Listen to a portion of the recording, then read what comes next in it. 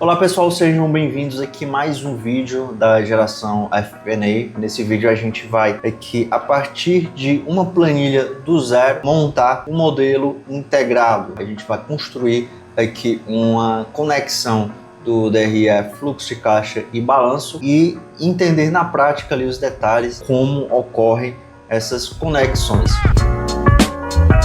Olá, eu me chamo Lucas Lessa, sou cofundador e consultor da Geração FP&A, uma empresa de consultoria e treinamento especializada em finanças corporativas. A nossa missão é justamente levar de forma simples finanças corporativas para pequenas e médias empresas e levar o que tem de melhor em técnicas de finanças e como melhorar ali no processo de tomada de decisão, tanto para empresário como para financistas e consultores que estão aí pelo Brasil. A gente vai, a partir do bom e velho Excel, começar a construir aqui um modelo integrado, claro, de forma simples. Eu gosto de iniciar sempre pelo período. Nesse caso, a gente vai fazer um modelo integrado mensal. É muito mais comum termos ali projeções de modelos integrados feitos anualmente. No nosso caso aqui, a gente vai fazer mensal. Então, aqui já começo no primeiro mês e projetando esse primeiro mês até os 12 meses, ou seja, até dezembro. E iniciando o primeiro demonstrativo, que é justamente o DRE, que tá mais fácil para vocês, né? Receita bruta, deduções, depois eu vou ter aqui a receita líquida, CMV, aqui eu vou ter o lucro bruto, despesas operacionais, depreciação e lucro operacional, imposto de renda. A gente vai ter aqui as despesas, receitas financeiras, e a gente vai ter o LAI, lucro antes de imposto de renda, o imposto de renda em si. É interessante, inclusive, já construirmos aqui uma aba acima do DRE que vai permitir a gente alterar parâmetros, e esses parâmetros a gente chama de premissas. Então, quais premissas são essas? Por exemplo, a alíquota de impostos, por exemplo, o CMV. O que mais poderia ser aqui? As despesas operacionais. Enfim, eu vou adicionando no momento que a gente for alimentando aqui linha a linha. Deixa eu já ir colocando aqui as informações. Deixa eu colocar no primeiro mês aqui um faturamento, uma receita bruta de 500 mil. E aí eu vou utilizar essa célula para calcular aqui valores aleatórios dos meses seguintes. Quais alíquotas eu posso colocando aqui? 15% de impostos sobre a receita bruta, CMV que eu vou utilizar 70% sobre a receita líquida, 70%, que mais? OPEX, eu vou colocar aqui um valor de 65 mil, vamos aqui calculando já. Eu já gosto de ir formatando para visualmente já ficar um pouco mais atrativo. Então, impostos, CMV sobre a receita líquida, ok? Margem bruta já coloco aqui também. Aqui eu já vou travar, então aqui percentual. Ok, 30%, beleza. Despesas operacionais. Puxa, vou até tirar essas linhas aqui para ficar mais limpo. Depreciação, depreciação também, né? Colocar aqui nas premissas. Depreciação pode ser tanto um valor ali imputado, né, manualmente, como eu estou fazendo agora aqui, de colocando 500. Como você também pode usar uma relação percentual do valor de depreciação com o CAPEX, né, relacionado com o CAPEX, ou um valor relacionado com a receita, tá? Isso você vai pegar principalmente de uma projeção, na verdade, de um histórico. Se no realizado, geralmente, eu tenho esse percentual ali que já existe, né? Obviamente, você vai usar esse percentual como premissa. Okay? Nesse caso, a gente está criando valores aqui, da cabeça. O objetivo é justamente entendermos somente a engrenagem das coisas. Receitas financeiras, que também vou colocar vindo lá de receitas financeiras, vindo lá de premissas e despesas financeiras. Ok? Então a DRE já está fazendo forma aqui, já está criando forma. Vou colocar aqui 50 reais, ou 50 mil, ou 50 milhões, enfim, e puxar de premissas. E a gente já tem aqui o LAI, margem Vou trazer aqui a margem, né? Margem EBIT, ok. E que vai ser também uma premissa, no caso eu vou colocar 34% de impostos de renda e contribuição. Nesse caso vai ser na base de cálculo lá aí. E chegamos aqui no lucro líquido. Beleza, pessoal? Então a gente finalizou aqui o DRE, encontramos a lucratividade do ano de 2026 aqui dessa empresa fictícia, tá? O que vai acontecer no capital de giro, no resultado de fluxo de caixa a partir desse resultado? Eu vou confrontar as linhas de resultado, as principais linhas de resultado, com as premissas do ciclo financeiro.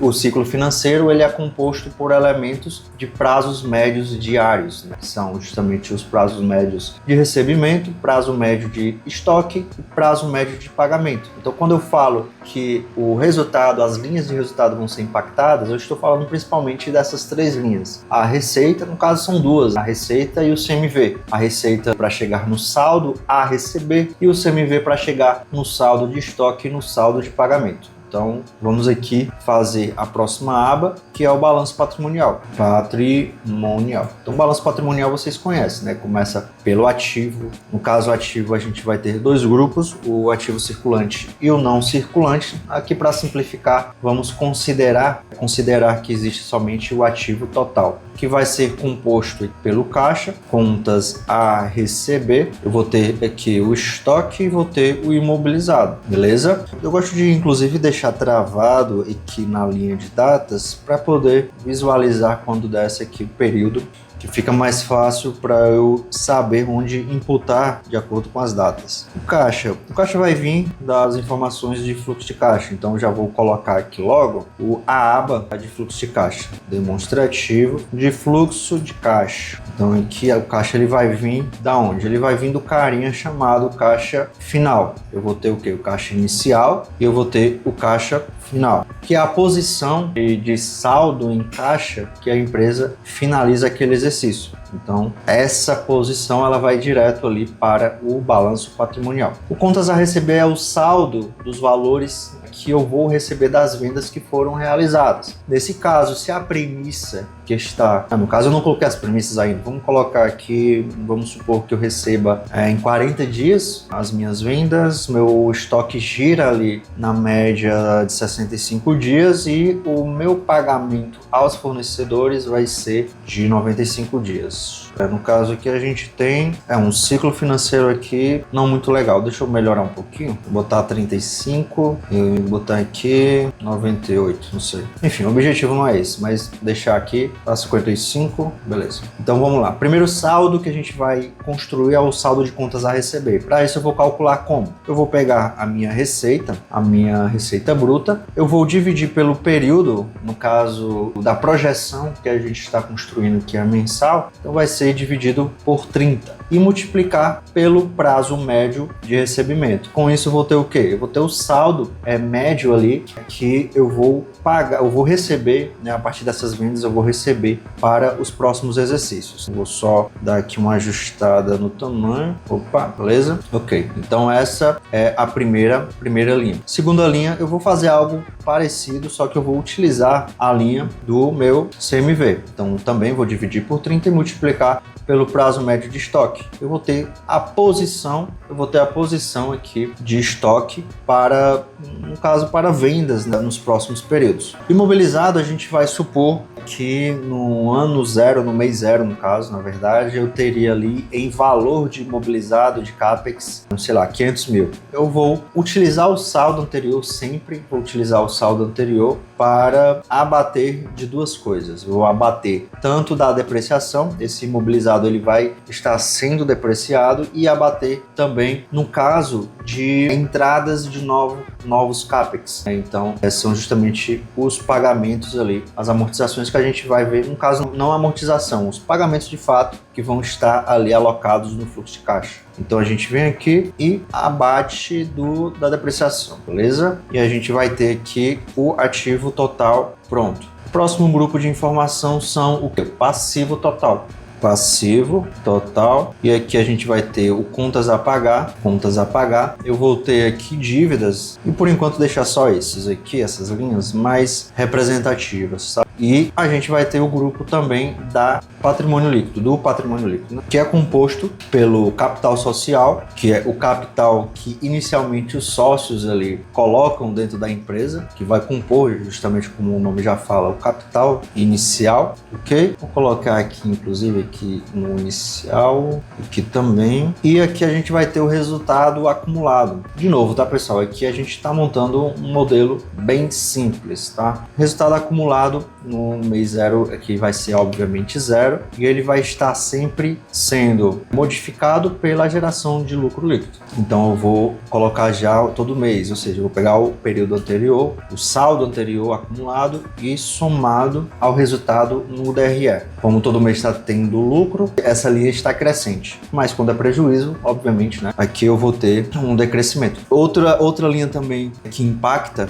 essa linha do balanço são os dividendos, mas a gente já faz o input deles. Capital social aqui, a gente vai martelar, tá? A gente vai martelar a partir do princípio de que os ativos totais precisam ser iguais ao passivo mais o PL. Então, se nesse caso aqui a gente tem 500 mil, né, inicialmente no balanço patrimonial, inclusive eu vou fazer uma coisa aqui, vou colocar também já 50 mil no caixa para representar aqui o valor do caixa final, ou seja, seria o caixa inicial para começar ali as primeiras vendas. Então, capital social, vou deixar aqui o nosso famoso cheque, né? Que é o quê? Que é o ativo total, vou pegar aqui, o ativo total menos a soma do passivo total com o patrimônio líquido. Aqui no caso deu diferença porque a gente tem que fazer a martelada aqui, né, do capital social. Isso aqui vai ter que ser igual toda a vida. Só modifica com novos aportes de sócios, tá? Beleza? Ok. O que mais? Então vamos continuando aqui a montar as informações que vão alimentar o balanço. O que mais pode alimentar o balanço? Efeitos. Opa, a gente esqueceu aqui, no caso eu esqueci, a linha de contas a pagar. Então eu vou pegar aqui o CMV, da mesma forma, vou dividir pelo período aqui que a gente está vendo, que são 30 dias, e multiplicar pelo prazo, aqui pela premissa de prazo médio, ou seja, a gente tem aqui um contas a pagar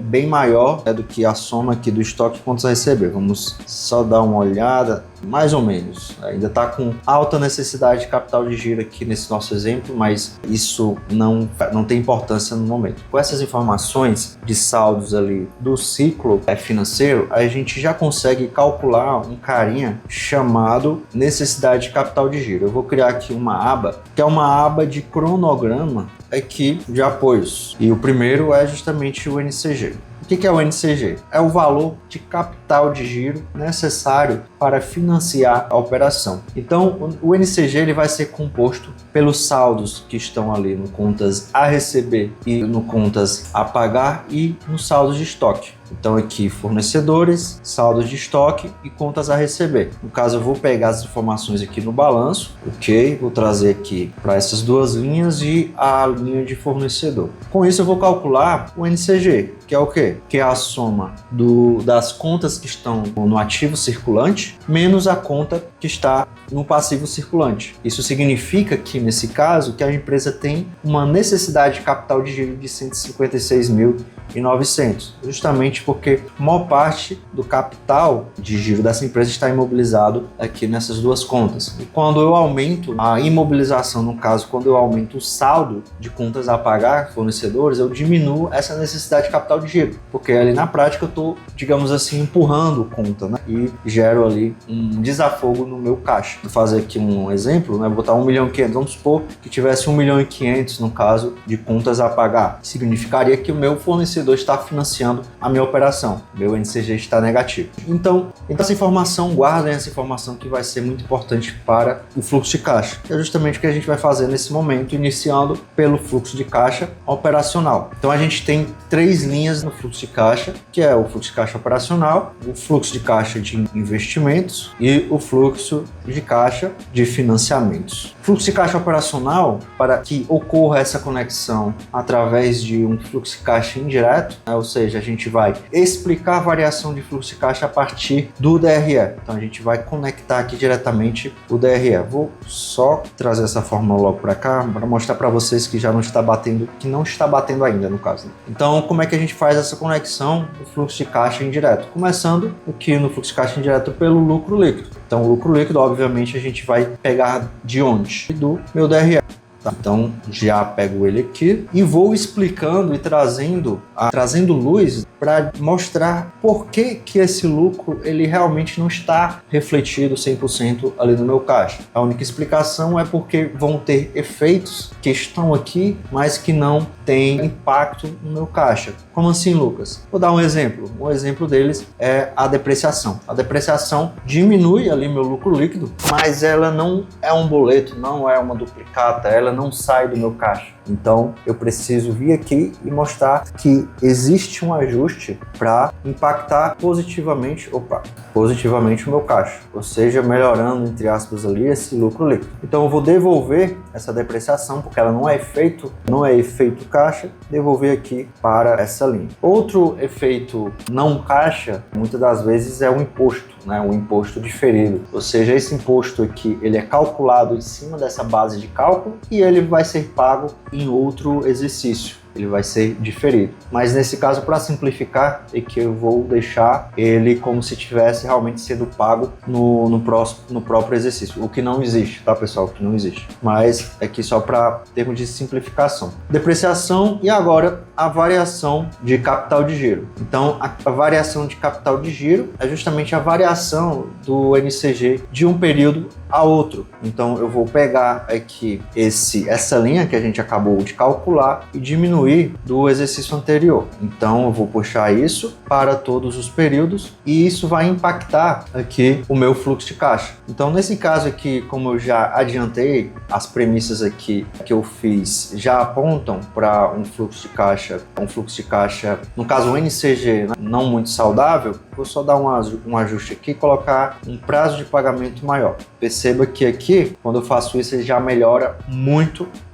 bastante o meu resultado ali no fluxo de caixa operacional. Então eu venho aqui e faço esse somatório. Opa, venho aqui, beleza? Agora o próximo é o fluxo de caixa de investimento, onde a gente vai ter o CAPEX. O CAPEX pode ser tanto um crédito quanto débito. Se eu tiver vendas, no caso de ativos, eu vou ter um crédito, eu vou ter uma diminuição ali na minha linha do imobilizado, mas eu vou ter um aumento no meu caixa. Eu vou ter também um débito, quando eu tenho um pagamento de ativos. E que no nosso caso a gente vai ter o fluxo de caixa de investimentos. E o fluxo de caixa de financiamento, teremos empréstimos, teremos amortizações, aporte de capital, teremos aqui também dividendos, distribuição de lucro, ok? Com isso a gente fecha o fluxo de caixa de investimento. De novo, aqui eu posso puxar essas informações lá da minha aba, né, de premissas. Eu posso botar aqui que eu vendi um CAPEX e que eu estou comprando o CAPEX. Então aqui eu vou deixar por enquanto sem informação, mas eu já vou conectar isso lá nas premissas, ok? Empréstimos, mesma coisa. Também vou adicionar essa linha como premissa. Na verdade, eu vou colocar aqui todas essas, todas essas como premissas e conectar. Ah, Lucas, por que você já não coloca as informações escritas lá? Porque, de novo, o objetivo do modelo é eu alterar algum dado em um painel de controle e visualizar todo o modelo integralmente, dinamicamente sendo modificado. Então, isso não é muito legal quando eu faço diretamente ali no modelo, tá? Então, coloco aqui empréstimos e já vou conectando. E com isso a gente vai ter o fluxo de caixa total, que vai ser o que? A soma, deixa eu só colocar em negrito, vai ser a soma do fluxo de caixa operacional, fluxo de caixa de investimento e fluxo de caixa de financiamento. Com isso eu já vou conseguir ter aqui o meu saldo de caixa final de todos os exercícios. Então, o saldo inicial do período mais o fluxo de caixa realizado no período vai ser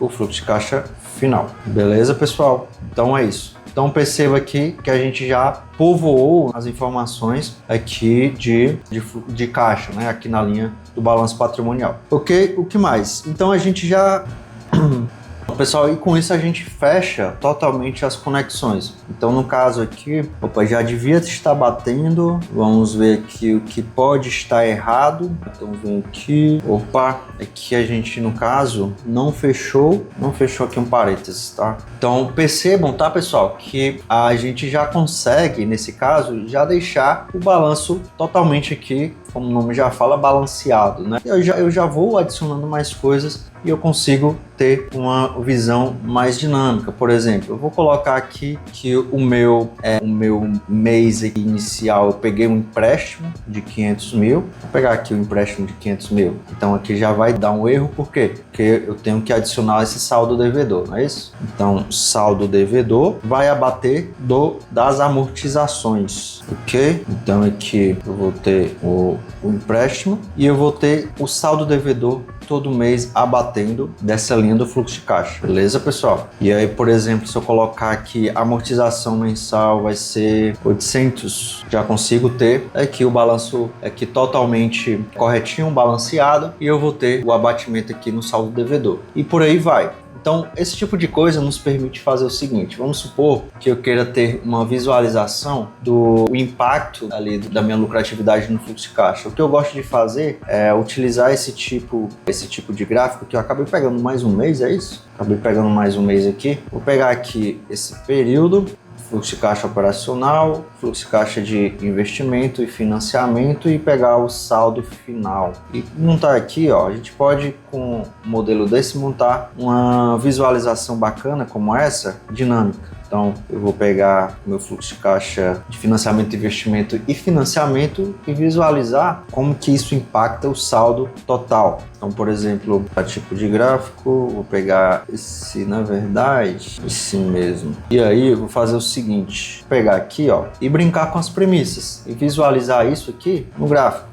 Então, por exemplo, acaba que eu estou criando também um dashboard, né? Então, eu vou pegar aqui as premissas e ficar alterando, brincando com os números. Vamos supor que eu queira entender o que acontece aqui com o aumento de endividamento. Vamos supor que, na verdade, eu peguei 2,5 milhões e aqui eu quero visualizar como é que fica o caixa com amortização, por exemplo, de 8 mil, ou então até mais, né? 18. Perceba que aqui o grupo, né, de fluxo de caixa de financiamento, ele já vai aumentando a sua proporção aqui no gráfico. Então eu vou colocar aqui esse eixo para baixo, inferior, e aqui vou brincando com os números. O que acontece se o meu CMV é uma coisa que teoricamente não está diretamente ligado, né, ao fluxo de caixa, mas o que acontece se ele aumentar ali muito, né? Então vou botar aqui mais 5 pontos percentuais e eu visualizo nessa linha aqui como é que o saldo se comporta. Eu vou aumentar aqui despesas operacionais em todos os meses. E visualizo aqui que tem períodos em que eu fico com o fluxo de caixa operacional negativo. Por exemplo, nesse caso de setembro, vamos ver. Então, abril, né? Abril, setembro, outubro, dezembro, eu gero um fluxo de caixa negativo, mas no gráfico, como vocês percebem, no momento isso vai afetar o meu saldo de caixa o suficiente, justamente porque eu estou com muito caixa aqui, né? Afetar o caixa o suficiente para que eu tenha ali uma liquidez. Seria diferente se eu não tivesse, por exemplo, esse empréstimo, esse saldo em relação a esse empréstimo, né? Já ficaria, ainda ficaria bem, né? Ainda ficaria aqui acima do zero, né? O saldo, o caixa final, ainda aguentaria desaforo, digamos assim. Então, de novo, pessoal, chovendo no molhado, esse aqui é um modelo integrado bem simples, mas justamente feito para que vocês entendam a dinâmica, as integrações e como que ocorrem essas conexões ali no modelo integrado do DRE, fluxo de caixa e o balanço patrimonial.